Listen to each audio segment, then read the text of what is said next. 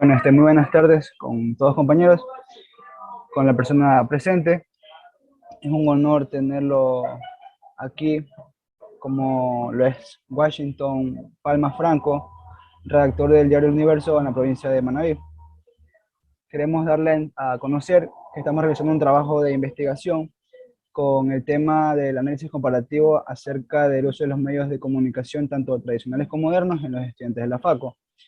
Asimismo, como requisito para un informe que va a ser realizado, nos han pedido realizar una entrevista con una persona que esté relacionada al medio y pues es un honor y un agrado tenerlo en este momento. Entonces queremos darle paso a usted, mi estimado Washington, para que nos hable un poco sobre su trayectoria dentro de este medio, como es el Diario del Universo.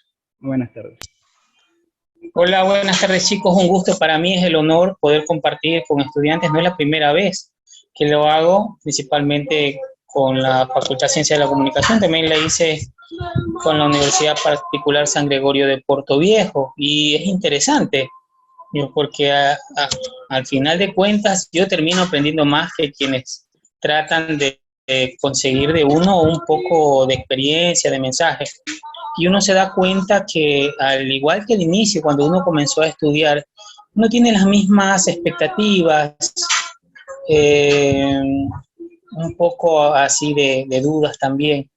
Pero bueno, respondiendo a su pregunta, yo inicié en 1999 siendo corresponsal de Diario Metropolitano, un periódico que circuló en Manabí por espacio de 2 años. Estuvo hasta octubre del 2000, cuando por problemas incluso de índole legal, sus dueños tuvieron que salir del país y el diario se extinguió.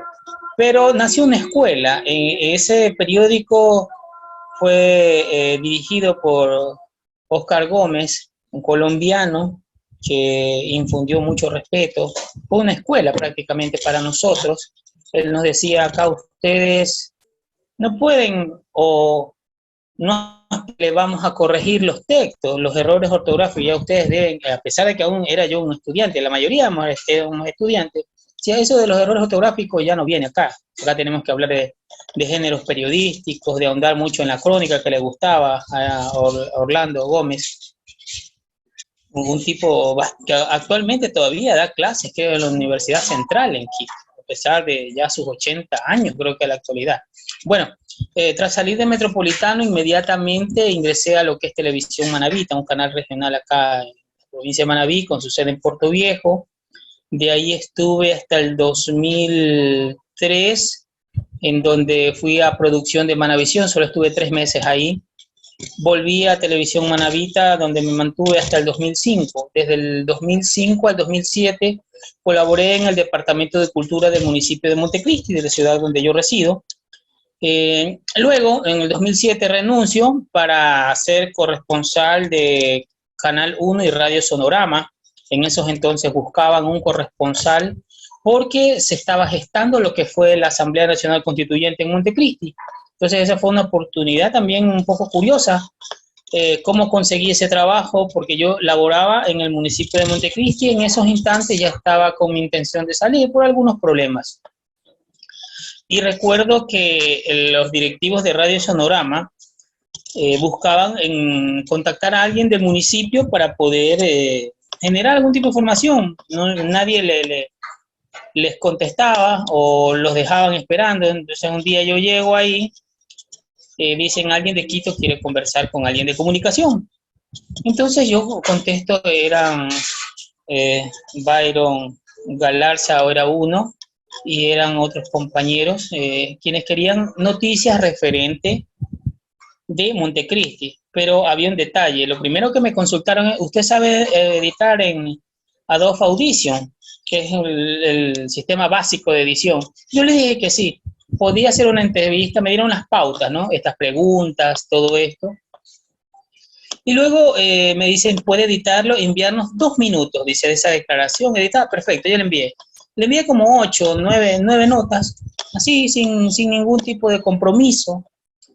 Vengo y ya cuando comenzaba a mis intenciones de salir del municipio, el editor de esa radio me dice, ¿le gustaría colaborar con nosotros en forma freelance? O sea, sin un contrato fijo, pero con un aporte. Era un sueldo, no era un sueldo, era como una contribución, creo, de $160 mensuales.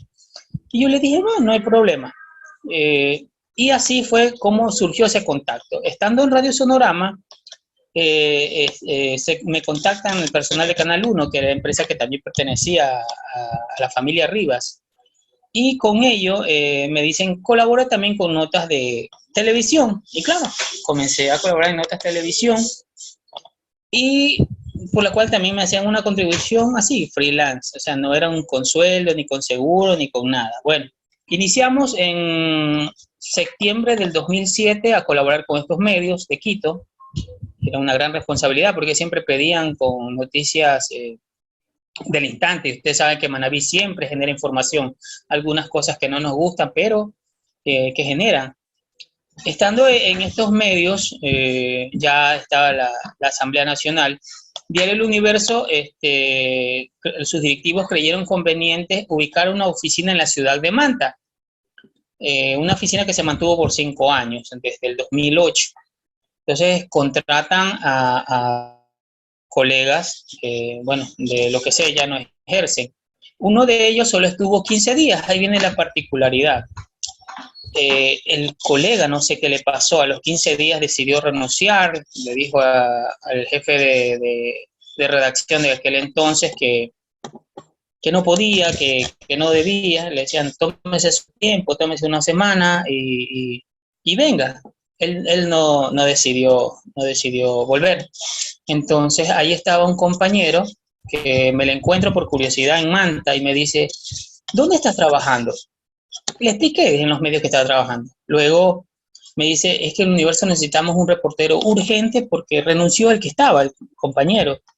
Bueno, puse mi carpeta y me dice, te van a llamar para que viajes a Guayaquil, en la ciudad de Guayaquil. Cuando tú llegas a Diario del Universo, te van a hacer pruebas. A mí me tocó contestar un cuestionario en una computadora como de 140 preguntas de cultura general principalmente. El tiempo para poder responder era como de 35 minutos, 30, algo así. Luego redactar con letra imprenta una noticia sin errores, sin la menor cantidad de errores ortográficos. Luego reconocer géneros periodísticos, te ponían notas y uno tenía que responder ahí en la computadora. Inmediatamente tal cosa. Si no respondías a los 15 segundos, pasaba a la siguiente pregunta y ibas perdiendo, ¿no? Ese es el caso. Luego de esos 3 días, me tocó hablar con el editor general y también una cosa curiosa, yo esperaba que él me preguntara cosas de géneros periodísticos, de información, y recuerdo que Gustavo Cortés, en ese entonces, el jefe de redacción de Diario El Universo, me dice, ¿y qué pasa en Manabí? Que hay muchas muertes. Yo pensé que era una pregunta así como que estamos conversando ahora, ¿no? Ustedes me preguntan y yo les contesto, ¿no? Entonces él me dice, ¿qué pasa en Manabí, este tema de las drogas? Y en ese entonces comenzaba a ver este tema de los asesinatos. Yo le decía, esta es disputa de territorios por mantener el dominio de la venta de la droga. Yo le hablé de las conexiones, ¿no? Manabí es un puerto que lamentablemente aún persiste. Permite por sus amplias costas salir y llevar la droga en alta mar, que en ese entonces comenzaba a darse con mayor frecuencia. Me dice, listo, me convenció, me dice. No duró ni 2 minutos esa conversación. Vaya recursos humanos que lo contraten. Me quedé sorprendido. Yo esperaba más, que me preguntara de noticias, cómo redactar, cosas así, ¿no? Pero en 2 minutos, vaya, conversé con recursos humanos. Luego bajé y nuevamente comenzaron a hacerme pruebas. El constante de pruebas, o sea, la data de respuestas que di llegó a más de 500 preguntas, desde cultura general. Una de las preguntas que le sorprendió que yo contestara era el verdadero nombre de la madre de Teresa de Calcuta, Agnes Goncia Bojaxio. Dice que esa pregunta se le habían hecho a varios y que nadie había contestado. En total contesté el porcentaje como del 84%. Ellos solo esperaban el 65 o 70%. Me contrataron. Comencé a trabajar el 5 de mayo del 2008 y desde ahí hasta la fecha me mantengo en Diario El Universo. El pasado martes cumplí exactamente 5.000 días en este diario.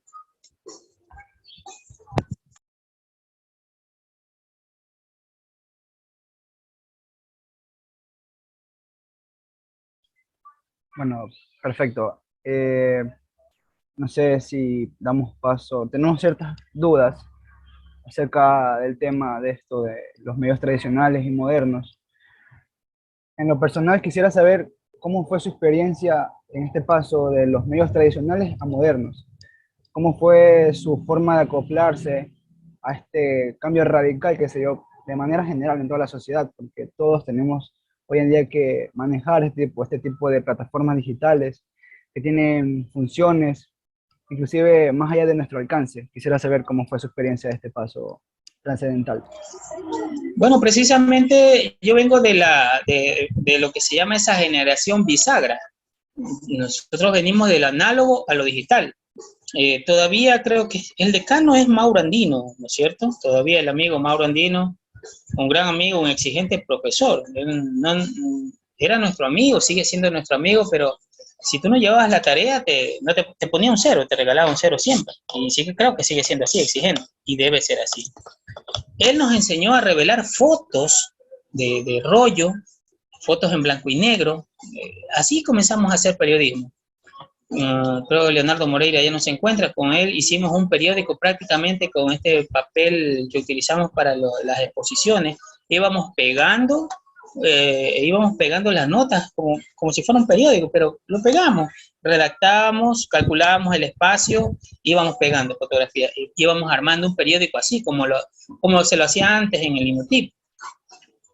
Así fuimos, iniciamos como estudiantes de comunicación. Y es verdad, el cambio que se ha tenido es bastante trascendental. Quien periodista que no se adapta, pero principalmente periodista que no lee, está equivocado de profesión. Quien no lee, quien no persiste, que no aprende una cosa cada día, una cosa nueva, porque tenemos que diferenciar mucho. Es verdad, se ha avanzado muchísimo con las redes sociales. Es más, la ciudadanía se ha convertido en los mejores reporteros a la hora de dar a conocer algo, porque una cosa es informar y otra cosa es dar a conocer. ¿Cuál es la diferencia con un comunicador, con un periodista? Es que tú vas a ser el tamizador. Así como cuando preparas una colada, tienes que ir, luego de sacarla de la olla, ponerla en un colador y tienes que ir retirando los ingredientes que no pueden pasar por ese colador. Ese es el periodista. Y ahí está la diferencia en lo que has hecho desde hace 30, 40 años con lo que se vive ahora.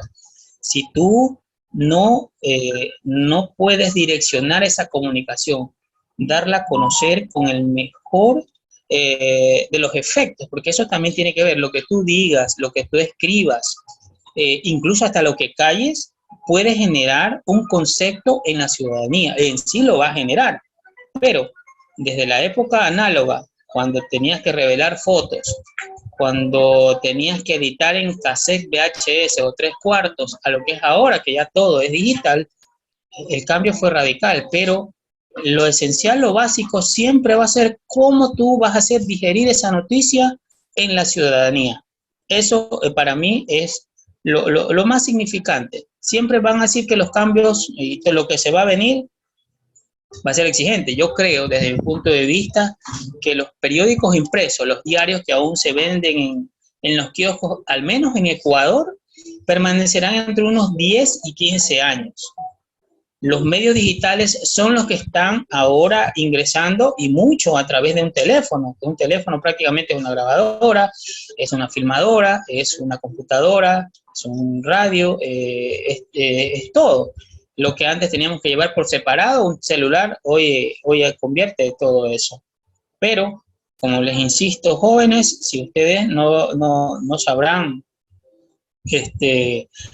llevar con armonía todo lo que ustedes recojan para hacer una noticia o algún género como la crónica, el reportaje, tiene que analizarlo muchísimo, porque hay que poner los pies sobre la tierra principalmente y saber escuchar. Pero básicamente leer, señores. Yo eso siempre les he dicho con quienes he interactuado, lean todos los días. Por lo general yo trato de leer la mayor cantidad posible, no solo de medios de Ecuador, sino de España, de Europa, de Latinoamérica, de México, Argentina sobre todo. Los medios de comunicación argentinos son casi excelsos a la hora hasta de titular las notas, son bastante, tienen mucha data en eso, amigo.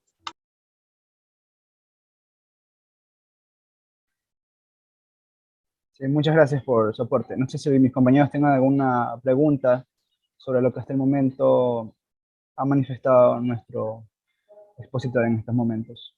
Si no, damos paso a las preguntas que tenemos planteadas.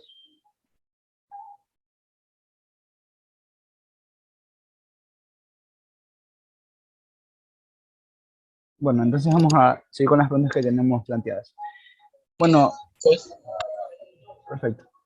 Quería preguntarle sobre qué factores inciden para que la sociedad no utilice los medios tradicionales. ¿A qué se debe este comportamiento de la sociedad? tanto que el comportamiento es cuestión de los tiempos. Hace 30 años, los días domingos, los chicos sobre todo y los grandes se sentaban en las sillas, en el comedor, a leer, los niños las caricaturas que venían un segmento, por ejemplo, en Diario del Universo era el para chicos, en donde había un cuadernillo de 16 páginas de puros dibujos animados. Yo siempre le digo a los amigos, tú tienes que leer hasta Condorito. Y es verdad, Condorito tiene algunas cosas, aunque no parezca.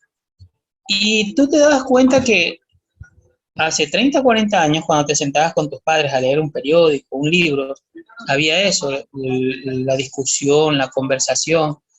Y aunque parezca mentira, estos dibujos animados, si nos enfocamos solo en eso, primero te enseñan la forma correcta como se escribe, porque por lo general en un 90-95%, caso de un diario impreso, trata de escribir correctamente. Entonces, a un niño se le va quedando una palabra distinta, se le va quedando una oración, incluso hasta una de esas frases memoriales o un dicho por nuestros antecedentes. ¿Qué pasa ahora? Vamos a ese contraste. Conversábamos con nuestros padres hace 30 años, hoy ya no conversábamos. Este es nuestro amigo para la hora de conversar. Con este dialogamos, con este dormimos, con este compramos. Yo no sé si con este vamos al baño, pero esto se ha vuelto, quien no lo sabe utilizar, prácticamente la extensión de una mano. ¿Qué pasa con esto? Consumimos casi todo lo que dice la red social. Entonces es fácil para un joven ver un gráfico, un video, donde nos explican tal o cual situación, la explosión de la isla de Tonga, los últimos fenómenos, la final de una Copa del Mundo, ya la puedes ver en un teléfono, pero accedemos mucho a redes sociales y se ha comprobado que el 75-80% de lo que se expone en una red social es falso. ¿Nosotros qué hacemos? Como periodistas tenemos la misión de otra vez hacer ese colador que yo les ponía ese ejemplo, de tamizar esa información para contratar si es verdad. Pero en las redes sociales, en los grupos, nadie contrasta lo que deberíamos hacer nosotros.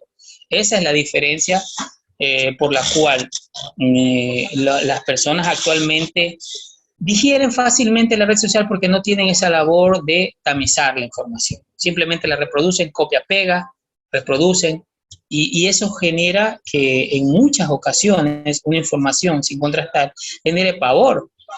Yo les traigo como colación lo que pasó en Quito, Radio Quito, creo que en 1960, ¿no? Estos radiodifusores narraron la historia de Orson Welles, la famosa invasión de los extraterrestres, ¿no? Entonces, en Radio Quito, que funcionaba también Diario El Comercio, comenzaron a narrar esa noche. Y los extraterrestres llegaron, ya están por Guápulo, ya van subiendo, ya están atacando. Y ponían efectos que escuchaba la gente. Y la gente comenzó a huir de sus casas, salió despavorida, a huir de Quito. Eso fue espantoso. Y al final, casi después de una hora de decir que los extraterrestres ya estaban llegando al panecillo, dice, queremos anunciarles que esta es una radionovela con la cual queremos educar a la gente. Pero ya la gente había salido. ¿Qué pasó después de esa difusión radial? Personas que estaban trabajando ese día huyeron tienen que marcar los equipos de Diario El Comercio, con lo que le impide salir 3, 4 días. Ante eso, otro de equipo que ya no circulan, hombre, frente al comercio que repararan, que es los medios digitales como tal. Buenas tardes, estimado. Bueno, Hola, Anabel. tengo una pregunta. Solo dígame Nectalín, ni estimado ni nada, Nectalín nomás. Bien. En su rol como comunicador, ¿se ha visto su labor alterado por el cambio drástico de los medios modernos? Pero ¿bajo qué perspectiva? Porque yo la puedo tomar desde un punto distinto. De pronto ustedes quieren argumentar algo distinto a lo que yo pienso. Eh, Me refiero con alterado con que normalmente antes se hacía las cosas más presenciales, ¿no? Ahorita me imagino que al momento de coordinar con su trabajo, todo tiene que ser ya directamente por medio en línea, ¿no? Correcto, correcto. Tienes toda la razón. Ha cambiado muchísimo, hasta por temas de seguridad. Con el repunte sería de estos casos COVID, en el diario indicaron de que los reporteros ya no salgan a las calles. Tienen que hacer la cobertura en forma digital, a veces de esta forma. Y les traigo a colación un caso que creo que es de conocimiento de todos nosotros, el caso de Naomi Arsentales. Entonces, cuando detuvieron a la pareja, al ex, bueno, todavía es fiscal, Juan Carlos Izquierdo, quien está señalado dentro de este juicio que por la muerte de la joven Naomi Arsentales, esa noche tuvimos que contactar vía telefónica al abogado del señor Juan Carlos Izquierdo, primero. Y el señor estaba más desesperado, dice que lo habían detenido en el Cantón Paján, pero no sabían por qué razón estaba detenido si no existía una boleta como tal. En ese mismo instante había que contactar al fiscal, al abogado de la familia Arsentales Abando, el doctor Luigi García, y en ese instante, en cuestión de 15 minutos, había que armar una nota. 15 minutos. Consultar a los abogados, consultar con términos legales, porque a ellos hay que hablar en términos legales y también para suministrar una información, porque tienes que escribir con términos legales la causa por la cual fue detenido o los términos legales por los cuales fue ilegal su detención, que a la final fue así. Entonces, todo eso había que contactarlo en forma urgente. Y modestia aparte, Diario Universo fue el primero que contrastó y publicó con las dos partes. Nosotros ubicamos la información a las 7:20 de la noche, pero con versión de los dos abogados, porque en ese entonces todos los medios habían sacado, detuvieron a Juan Carlos Izquierdo en el Cantón Paján, nada más. Nosotros sacamos ambas partes y eso es lo fundamental. Decía un ex editor, esta es la graduación o esta es la maestría que se debe buscar, contrastar en esas condiciones. El abogado está ocupado, desesperado por su cliente, y el otro abogado, en este caso defensor de la familia afectada, trata también de averiguar las razones por las que se dio. Y así se está dando en muchas ocasiones. Imagínense contactar a alguien en una zona de difícil acceso, pero que es necesario. Eso es lo que hace 14 años cuando ingresé a Diario Universo me decían, vamos a poner el ejemplo o el nombre del amigo y compañero Oscar Gaona. Me decían, usted tiene que contactar al señor Oscar Gaona. Él vive en la zona rural de Junín. Bueno, ya, al menos me dijeron el cantón. ¿Cómo lo tengo que buscar? Ese es mi problema, no es el problema del editor. Me lo decían a las 7 de la mañana, la nota la quiero a las 11:30. O sea, y estoy en mi casa, tengo que salir, viajar, de aquí a Junín son en bus, son como 2 horas y media. Al llegar a Junín tengo que preguntar a personas más o menos conocidos, comunicadores, ¿dónde, perdón la expresión, diablos vive Oscar Gaón? Entonces, todo eso, pero con la premisa de que a las 11:30 usted ya tiene que enviar la nota. Porque si no la enviaste a esa hora, no vale su nota como tal. Sí, todas esas cosas hay que saberlas comprender. Espero haberte contestado, amiga Anabel.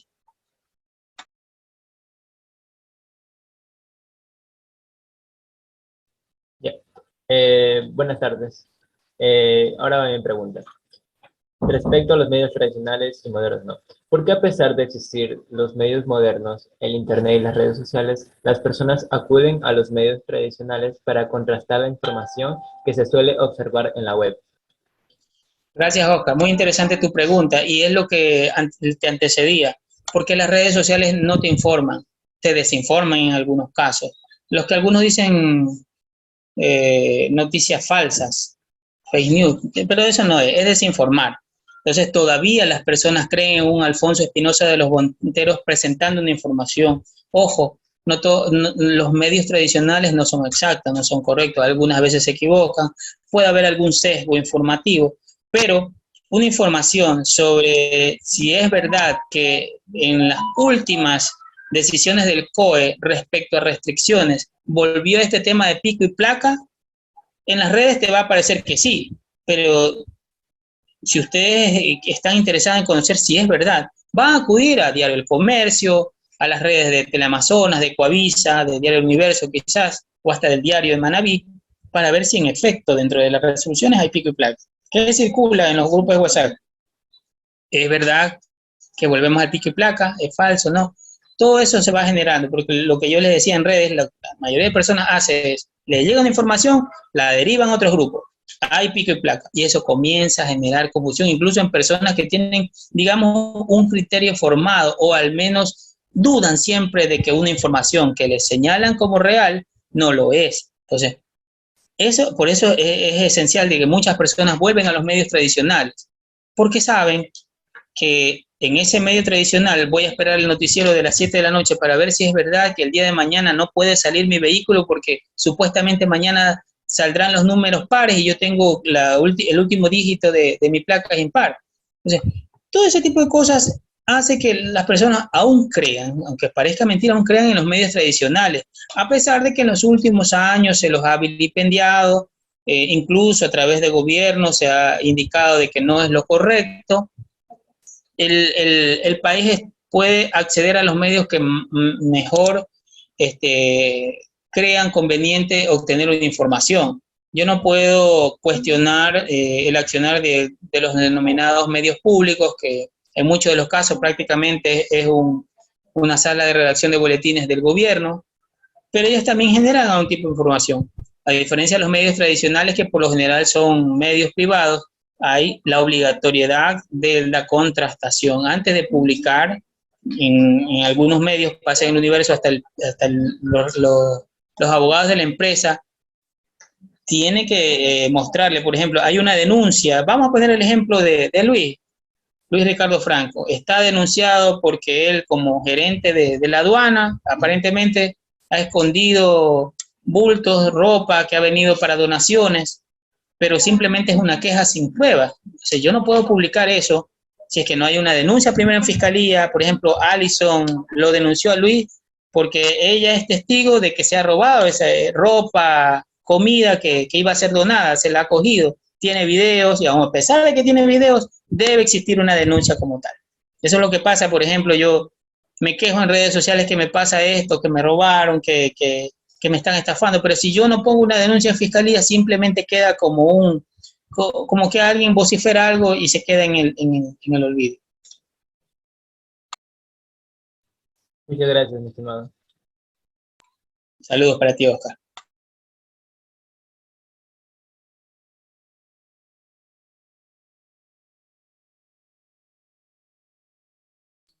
Compañera, ¿procedo a la pregunta o se cierra esta sala Zoom para crear otra? Porque ya no me queda un minuto. Hay que crear otra.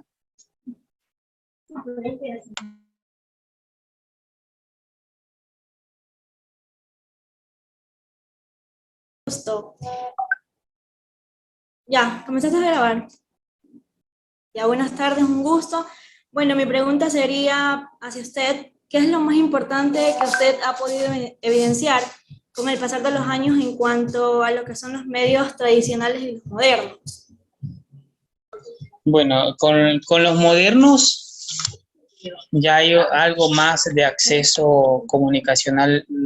Decir comunicacionalmente como que es muy grande, pero ya creo que la gran mayoría de las comunidades hay un teléfono y llega cierta información. Lo malo que, como yo les decía, es que llega errada muchas veces. Y en la zona rural es más difícil decirle, ¿sabe qué? No va a subir el precio del gas porque ya le llegó un mensaje ahí y se quedó clavada en esa persona de 60, 70 años que le dijo el hijo, mamá, acaba de llegar un mensaje que el gas ya va a subir a $15.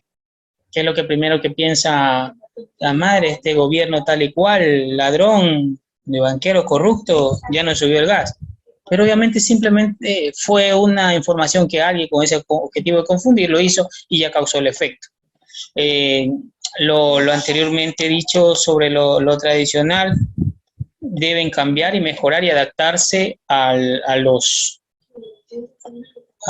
cambios que precisamente la modernidad lo está exigiendo. Pero siempre y cuando nosotros como periodistas tenemos que saber, primero digerir esa información y ponerlos en los zapatos del ciudadano, del que va a leer un periódico, del que va a escuchar la radio mientras va viajando, o necesariamente sentarse a ver un noticiero. O sea, la información que tú recibes, tú tienes que preguntarte cuán eficiente es para transmitir, porque ahora como que vende más el color del pelo de Ricky Martin que qué beneficios tiene si te afilias o no al Seguro Social. Entonces la gente se va a inclinar por Ricky Martin.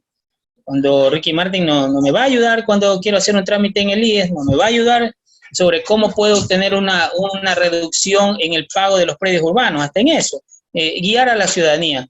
¿Cómo obtiene usted un descuento en los predios urbanos si hizo un préstamo en el IES?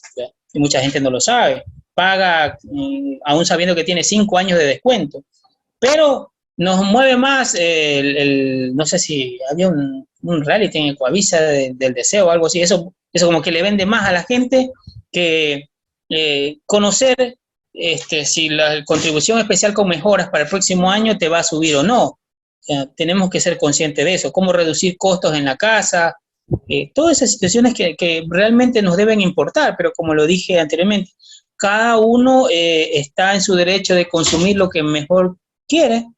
Algunos de ustedes, no sé, de pronto les va a gustar farándula. A mí no es que me disgusta, pero no me agrada. Pero he tenido que hacer notas de farándula, incluso no contra mi voluntad, sino en mi desconocimiento. Porque a mí me agradan temas judiciales, me agradan temas de economía, de política. En un instante estaba hablando con Fabricio Correa, el hermano de Rafael Correa, y luego iba a hablar con Jaime Nebot. En una anécdota, me voy a salir un poquito para que veas cuán la diversidad de comunicadores. Hace unos años, creo que fue unos 7 años atrás, se presentó Calle 13, este dúo que ya creo que no está, ¿no? La única canción que yo me sabía de Calle 13 era la clásica, Atrévete, Atrévete, algo así creo que se llama la canción, pero tenía que hacer una crónica. La jefa de la sección de vida y estilo me dice, tiene que narrar cuántas canciones hace, cómo se titula, qué hacía la gente cuando escuchaba tal canción, pero yo solo me sabía una, le dije. Dice, pero tiene que hacerlo. Siempre en el camino uno se encuentra con personas súper especiales, y esa noche en el concierto en la playa del Murciélago me encontré con una pareja, creo que eran mochileros, y la chica se sabía todas las canciones de este grupo. Y me di cuenta porque comenzó a cantar. Las 2 primeras no sabía qué eran. Amigo, ¿usted me puede ayudar? ¿Cómo se llaman estas 2 canciones? Esta se llama esta se llama tal. Cantaron 12, 13 canciones. La única que me sabía era Atrévete. Y esta amiga me ayudó. Esta se llama así, esta se llama así, esta asá, esta cocinado, esta así. Entonces, para que se den cuenta, ustedes me preguntan sobre la diferenciación entre lo análogo digital, lo tradicional y los medios digitales. ¿Cómo puedes tú cambiar si tienes de las 2 fuentes formas o cómo te formaste con estas 2 fuentes, tanto lo tradicional como lo digital? Y el ejemplo del concierto de Calle 13 puede ser uno de esos, ¿ya? ¿Qué quieres transmitir a un público jóvenes como los que estamos aquí? Todavía me considero joven de ideas. ¿Cómo te gustaría leer esa nota de Calle 13? No simplemente diciéndote que cantó 13 veces, sino vamos a utilizar Alison Aragundi llegó temprano a la playa de Murciélago. Ella me dijo que estuvo de las 3 de la tarde y el concierto fue a las 9. Aguantó 6 horas, pero no importaba esas 6 horas. Quería ver a sus ídolos, a René, no sé, el otro se me escapa el nombre. O sea, ir enhilando esa historia de que Alison, que era trabajadora de, digamos, de Prati, ese día se declaró enferma, solo por asistir a Calle 13. Claro que no había que poner eso de que se había declarado enferma, pero más o menos tú tienes que ir narrando esa historia. Ella saltó con tal canción, lloró porque se acordó del enamorado que la dejó hace 2 años. Así más o menos vas narrando una nota y vas enhebrando una historia que tiene que ser agradable al público. Así no me guste a mí Calle 13, yo tengo que sacar en exposición lo que pasó o al menos narrar lo que puede ser algo, una historia interesante para consumir al público. Por ejemplo, cuando vino Marc Anthony también a Manta, me encontré con, lo superó, la niña recién, la que tuvo, no, ya debe tener por los 15, tú las vas consumiendo y luego las vas exponiendo. Una persona como quien está hablando, u otros compañeros que también están, como decía, esa generación bisagra, la que unió lo análogo con lo digital, está tratando de mostrarle a esta nueva generación un estilo periodístico que debe adaptarse a las nuevas realidades. Porque en este instante estamos conversando, pero el editor ya mismo me ha de escribir, ahora estoy de vacaciones, pero le pongo un ejemplo. El editor me ha de consultar de un tema sobre qué pasó con los turistas que llegaron en un crucero a Manta, cuántos bajaron y cuántos estaban contagiados. Parece mentira, pero sí llama la atención este tipo de noticias. Muchas gracias. A ti, Alison. Disculpa de ponerte de ejemplo. Ahora va mi pregunta. Buenas tardes. Creo que hay interferencia un poquito. Bueno, siguiendo con esta línea de este ejemplo, esta transición que usted nos explica y nos dice y nos cuenta,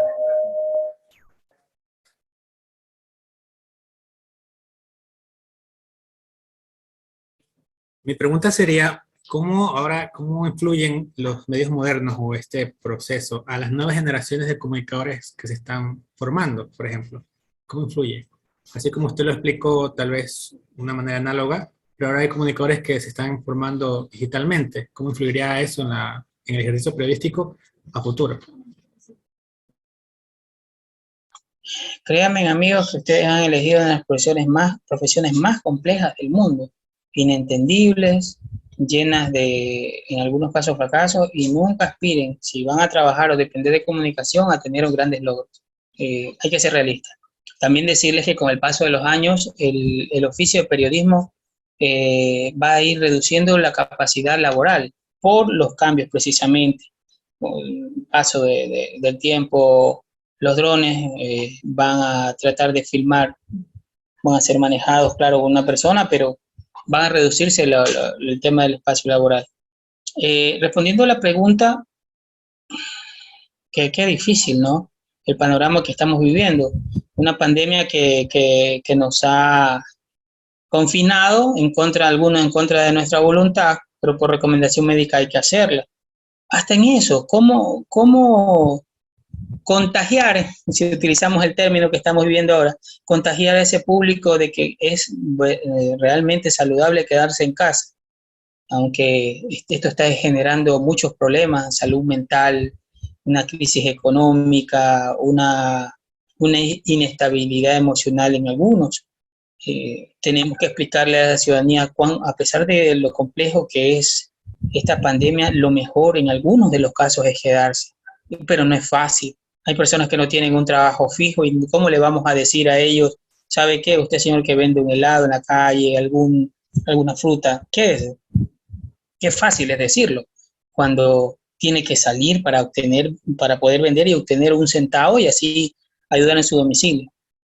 En eso consiste transmitir información en el medio que usted lo considere. Primero, tener una veracidad, ser un comunicador que genere confianza a la hora de transmitir una información. Están apareciendo muchas personas que con un teléfono transmiten una información en vivo, pero, perdón la expresión, no saben qué carajo términos utilizar, son reiterativos. Cuando usted se encuentra una persona con los mismos términos, la misma terminología, ya suena cansino, hacen muletillas, una frase que se vuelve chistosa para muchos, para otros ya comienza a generar cansancio, esa persona ha leído poco. Vuelvo a lo que les dije al inicio, leer. Eso influye bastantísimo, incluso a la hora de elaborar un contenido para un programa audiovisual que usted lo va a exponer por redes sociales. De usted va a consistir si le va a agradar a la persona su propuesta, su contenido. Pero si usted va a tratar un tema sobre un tema bastante doloroso, este tema de la ley de aborto a las mujeres tras una violación, usted tiene que prepararse incluso mentalmente. Hasta en eso hay que leer. Convénzanse de algo, ustedes jóvenes. Yo siempre digo que cuando converso en este tipo de reuniones o una reunión presencial, si usted pone una idea ante 100 personas y si de esas 100 personas, una sola, se convence de lo que he dicho, le puede guiar, porque tampoco lo que yo digo es algo certero, está escrito en piedra, no. Ustedes pueden variarlo, mejorarlo. Recuerden que a mí el profesor Mauro Andino, hoy decano, me enseñó a revelar fotos en blanco y negro. Hoy ya usted tiene ya no necesita la foto papel, usted ya toma una foto en su teléfono y lo guarda, lo publica en ese álbum de fotos mundial llamado Facebook. Antes no, uno se tomaba una foto con su hermano en la graduación y había que ponerlo en un álbum. Y ahí tú tenías que ver el álbum para ver la foto. Mira cómo ustedes estaban más flacos. Todo eso ha cambiado. O sea, incluso hasta eso, para poder mejorar en la calidad de las fotos, tienes que leer los programas, cómo mejorar eso. Mira hasta dónde influye la lectura. Básico, si usted no lee, amigo, no, creo que está perdido.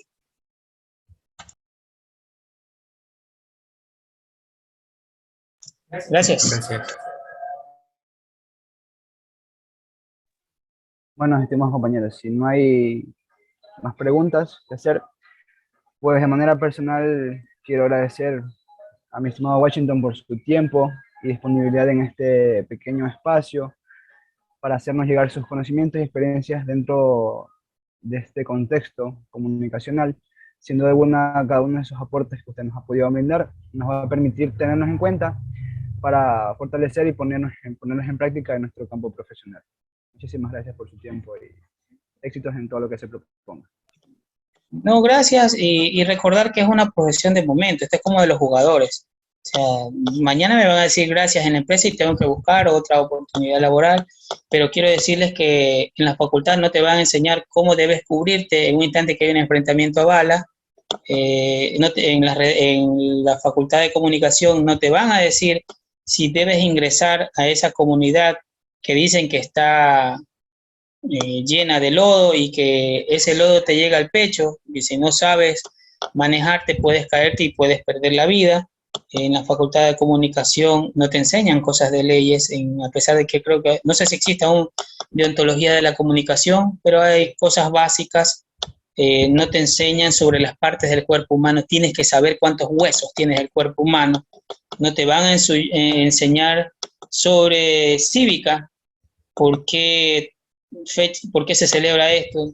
Incluso cuando vas a un cantón como Jaramijó y ves ese monumento de Balsamaragua, ¿qué pasó ahí? ¿Por qué está ese monumento? Tienes que saberlo. Yo siempre les ponía ejemplo o conversábamos con los amigos. ¿Te imaginas que, por ejemplo, a ustedes, a los 5, les envíen a una cobertura al Cantón Chone? Van sobre la flora y fauna que existe en este humedal de la Segua. Muy hermoso ese sitio, ojalá si lo conocen y si no lo conocen, visítenlo. Pero a la entrada de la Segua se encuentran que está el astro brasileño Pelé, el múltiple campeón del mundo. ¿Qué hacen ustedes si tienen la posibilidad de entrevistarlo? Les quedan 2 caminos. Decir, no, yo vine por la Segua. O tener una de las entrevistas más divertidas con un clásico del fútbol mundial. Como tampoco te enseñan la diferencia entre jazz, blues, tampoco te enseñan en la facultad de comunicación hasta la necesidad, aunque parezca mentira, de respirar o leer lo que pasa en determinado sector incluso eso lo puedes ubicar en tu nota. Eso no te enseñan en la voz, tú lo aprendes cuando llegas allá. Y necesariamente, olvídense que en una sala de redacción les van a corregir sus notas.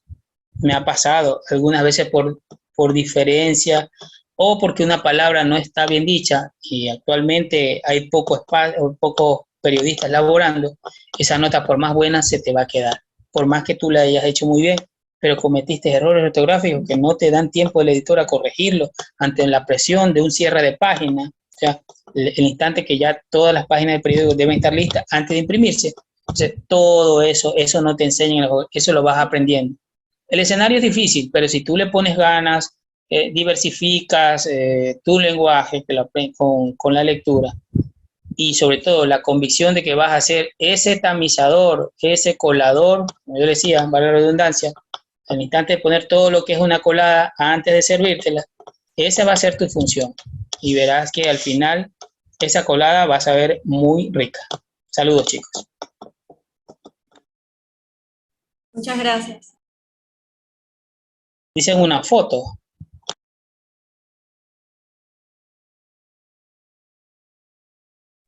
Sí, una foto para poder colocarle al anexo en nuestro informe.